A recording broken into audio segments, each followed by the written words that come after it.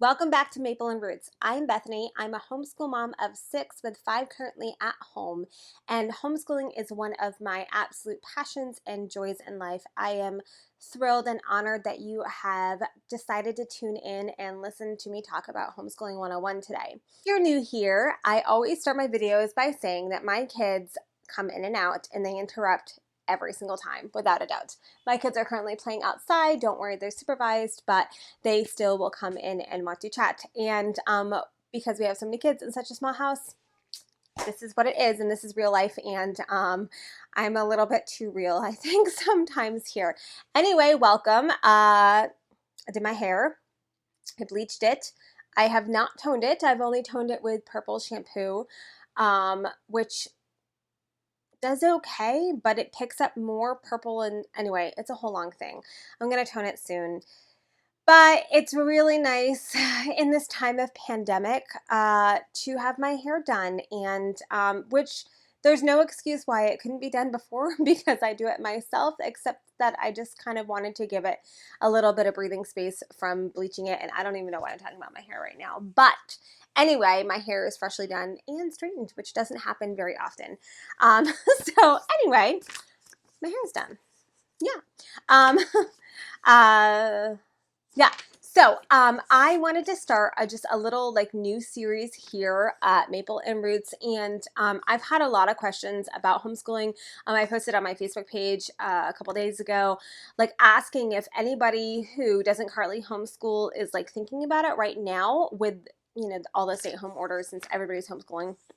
And I got a lot of interesting responses, but I got a lot of questions. And I asked for questions, so I guess I got a lot of questions because of that. So I thought the best way to really tackle those questions is kind of to do this Homeschooling 101 series. So I don't even know how many parts I'm planning it to be because I have a lot of content that I'd like to cover, but I also talk a lot. So I don't want to get too wordy or make this too long to where people don't want to stay the whole time because we're all busy and nobody wants to sit and listen to somebody talk about something like this for 2 hours.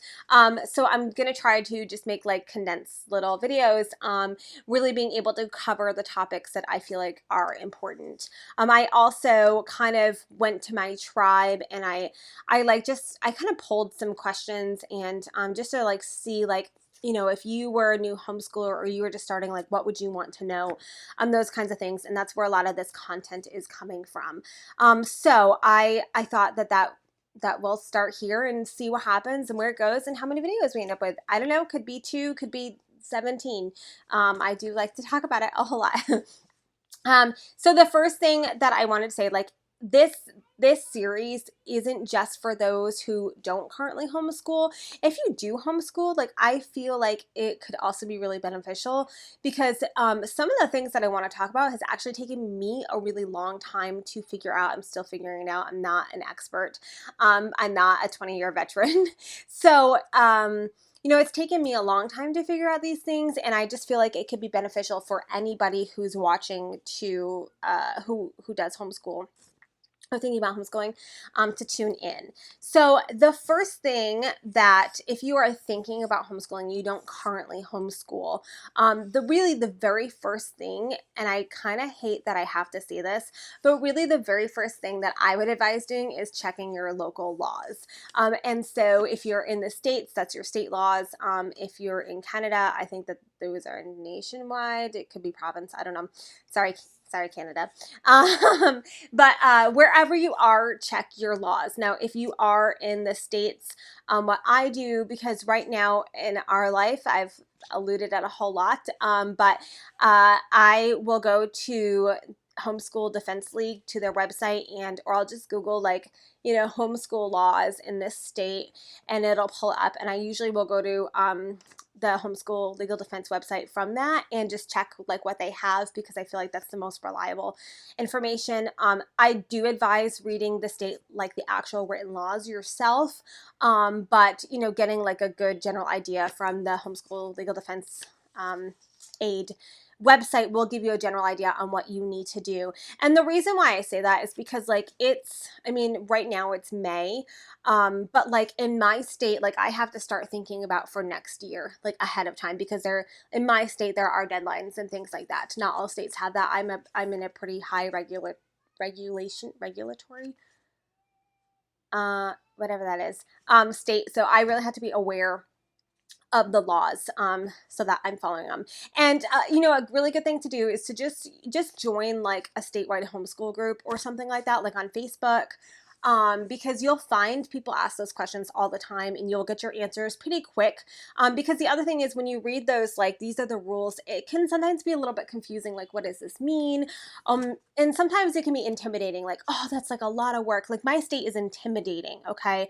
It was I went from a state where the regulation is basically zero, like very small and very non-intrusive, to a state that is extremely intrusive. And I would rather not do it, but here we are.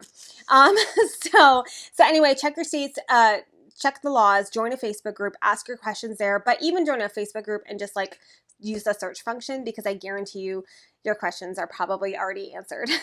Okay, so that's out of the way. We don't have to keep talking about that. Every state is going to be different. My next thought, and this has taken me like a really long time to get here, but I thought it would be really important to start this out.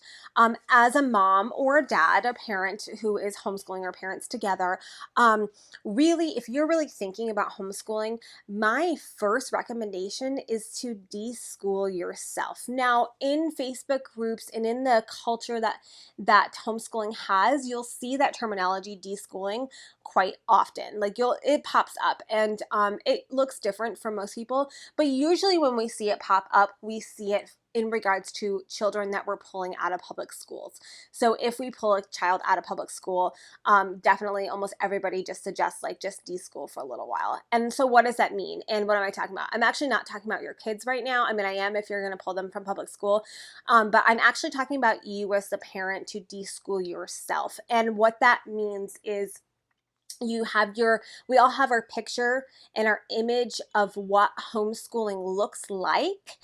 And sorry, I'm going to restate that. We all have this picture in our minds of what school should look like, and that's probably based off of a traditional public school model or just a traditional school model.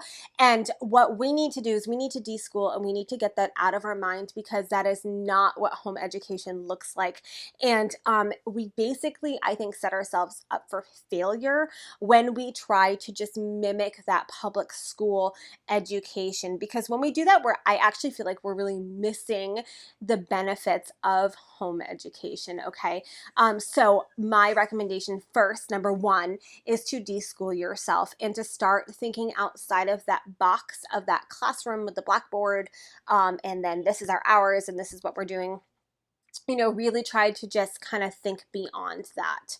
And that's not always an easy thing to do, because if you're like me, I went to public school majority of my schooling. I was homeschooled for 1 year and I went to private school for 1 year.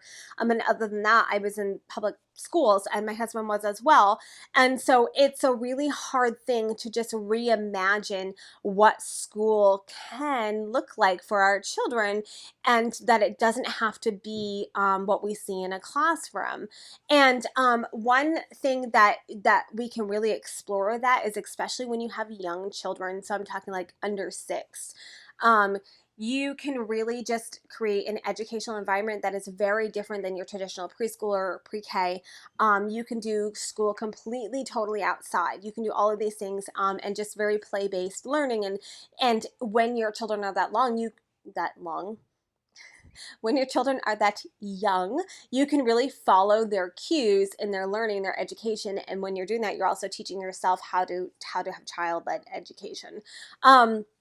So it's a really important thing to do, to de-school and to start just getting those out of our minds. And some ways we can do that is you can read books. You can join like kind of non-traditional groups, and just seek out those things, read different educators, different methods, all of those things there, just starting to really just reducing that model in your head. Okay, which brings me to my next point, which is point number 2, and that is don't try to recreate school. This is a little redundant. I could have combined those two. Anyway, don't try and recreate public school, okay? Because that's like totally defeating the purpose, okay? And every home looks different, right? Some people love having a homeschool room. Some people absolutely do not want a homeschool room. Some people have desks, and like whatever. I'm not necessarily talking about that physical stuff right now, although I do want to talk about that in a little bit, probably another video. But really don't recreate that school environment, okay? If your kid needs to go pee, goodness gracious, just let them freely go to the bathroom when they need to go to the bathroom, okay? Just sorry, that was like a pet peeve speaking. But don't try to recreate that school environment with those traditional settings. This is your home. This is not a school. This is your home. And so keep that in mind when it comes to educating your children. I don't know if you can hear those or not. They're happily playing. I say this every video. Those are happy shrills. I'm having a hard time talking today. Anyway, don't recreate school. And sometimes it's even in our curriculum too. Like sometimes we think of, okay, when I was in 6th grade, this is what I studied, and okay, now I need to do this for my 6th grader. And that's not necessarily what it looks like. And especially, we want a lot of homeschoolers, when you're just starting, you want to find this program that tells you everything to do, and then you don't have to think about that. But most homeschool moms, as we go throughout our years, we say this isn't true because this might not work for my child, or this is really boring, or I don't like textbooks and tests. And personally, I don't like textbooks and tests. We don't do those. We don't use textbooks, and we don't use tests. So really start to reimagine what that looks like, which brings me to point number 3 for this video, and that is set some goals and find your style, okay? I wish so much that back when my daughter was 4 that somebody had said this to me. We don't want to blindly go into educating our children if we don't have goals set on what we want out of this educational process. And that's going to look different for each family, and dare I say each child. We might have different goals for each child even. I have pretty simplistic goals that I want for my family and for my children. But set those goals. What do you want them to get out of this time that they're in your home and that they're learning? And do you want them to be the best test takers? Do you want them to fit in standardized testing? Or do you want to create lifelong learners? Because if that's your goal, if your goal is to foster a deep love of learning, and your children being able to learn for themselves, your education and how you educate your children is going to look completely different than if you just want them to graduate and go to college. It's different. So set those goals. What does it look like for your family? For me personally, my number 1 with my children is their personal relationship with Jesus. That is number 1 for me, okay? And so because of that, that kind of dictates our education. Hello, Adeline. She's grabbing some markers. She just needs some markers. It's fine. But that's like our number 1, right? For myself, I want my children to dive deep into wonderful literature. That is a goal for mine. I want my children to be well read, because in my education growing up, I wasn't well read. The only time that I read real literature was the year that I was homeschooled, okay? So I want, when my children during their whole schooling experience, to be so well read that they have read thousands of books that they can pull from. That is a goal of mine. And so with that, when we start setting our goals for our education, for our kids' education, then we can start talking about a style, okay, or a method, or the best literature ever, sorry, she made me lose my mind. multiple times, not my mind, my thought. I cannot talk today. Okay, so we want to find our style, and it's after we've set our goals, or maybe sometimes even in the midst of finding our style, that we might set our goals, right? And so that's where you start. You don't start schooling and buying all this curriculum if you don't know how you even want to homeschool or what goals that you have. Because there are so many different methods and logics and logics. I'm so sorry. I need a cup of coffee. There are so many different ways out there to homeschool, and those look very different for people and for kids and from year to year. And so we need to find our style. When I first started homeschooling, I was just given like a Becca pre or a Becca like K4 program, and I just used it because I was like, oh cool, it's homeschool curriculum, this is what I'm going to use. And it was a disaster. It didn't fit any of the way that I wanted to teach my child. Now, I'm not going to say Becca's bad. If that works for you, it works for you. But for me, it wasn't a thing. It didn't work. It didn't work for my kid. And so I needed to really start finding my method and my style, to really understand how I was going to teach my children and kind of set those goals. And it's after that that you can start looking at curriculum and all of those things. But these things need to be done first, right? And so we need to start like understanding like how do I want to teach my children? What kind of learning environment do I want? And how can I find my style? Now, you could be completely new to homeschooling, and when I say the word Charlotte Mason, you have no idea who I'm saying. If you've been around for homeschooling, you're going to know those, you're going to know Charlotte Mason and Montessori and Waldorf, and all of those things. You're going to know those. But if you're new here, those are just terms that I've just said that you're going, I don't know what those are. And so we need to take time to explore those and what they look like. And that's probably going to mean reading some books, joining Facebook groups, talking with your homeschool friends, like your moms that you know who are friends. If you want to know more, drop a message below or comment below. Send me a message on Instagram. I know that there's like a... Hello, Asher. Water. Okay, go get water. Go get water. Yes. He's wearing pajamas. It's fine. It's all a part of my style. Anyway, now what was I gonna say? Oh, yeah. So I know that there's a quiz out there where it's actually pretty well thought out, where you can kind of ask you all of these questions, and it tells you like what homeschooling styles might fit you. And if I can find that, I'm not gonna make any promises, because whenever I say I'm gonna link something, I never do, and then like 2 days later someone's like, you didn't link this. So, but if I can find that, I'll link it. Otherwise, if you just do a search in Facebook groups, you'll probably find it. And that's helpful. It's helpful, but if you haven't deschooled yourself, it might not be helpful either. So you might still have that really like big traditional mindset in your brain. Okay. So finding your style, and it can sometimes take years. Okay. No one's going to find their style after 2 weeks of researching. You might passionately like fall in love with something, but you're still going to have to work it out in your home to make it suit you. Okay.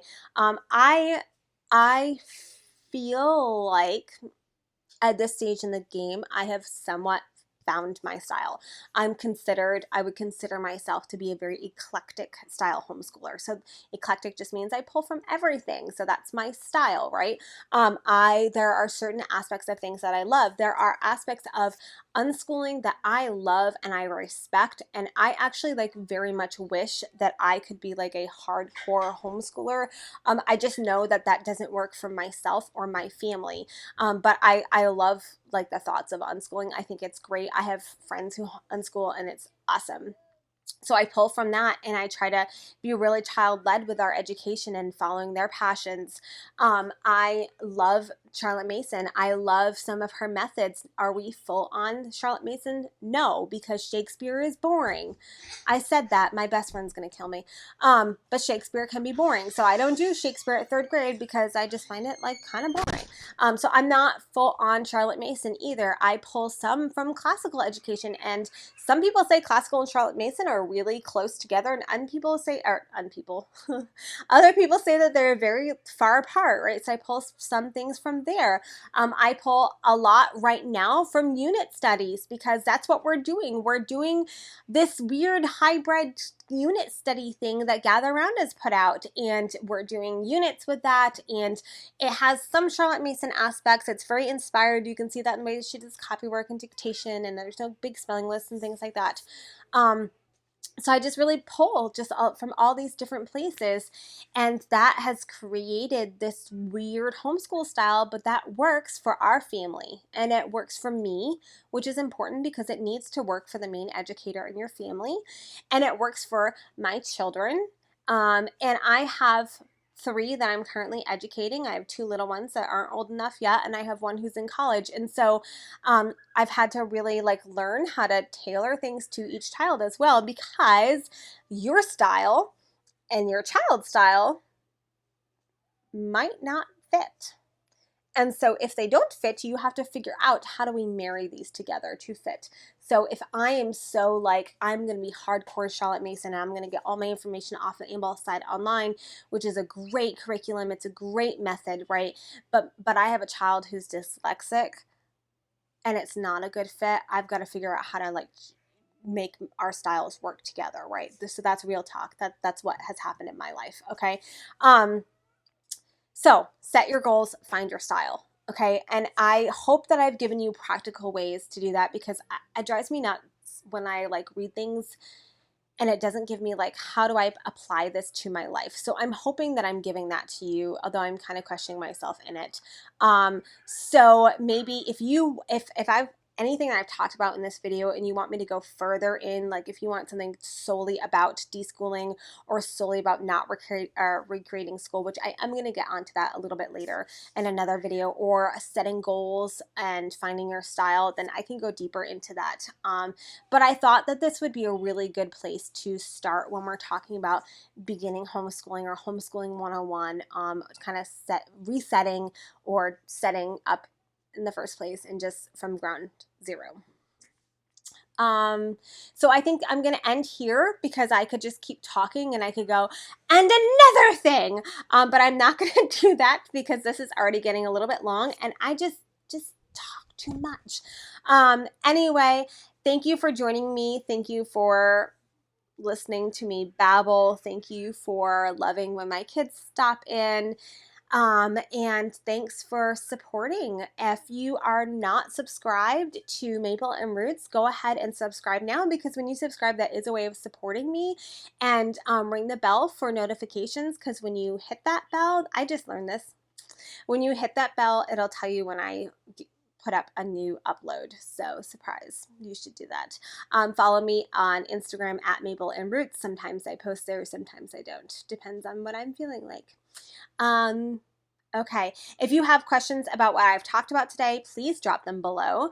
And if you have things that you would like me to talk about when we're going through this Homeschooling 101 series, drop them below. Until next time, I'll see you later. No, I don't want to end like that. Okay, bye guys. No, that's dumb. Peace. Thanks, guys. Nope. It's just rolling. Okay, anyway, thank you so much for joining me, and I will see you next time.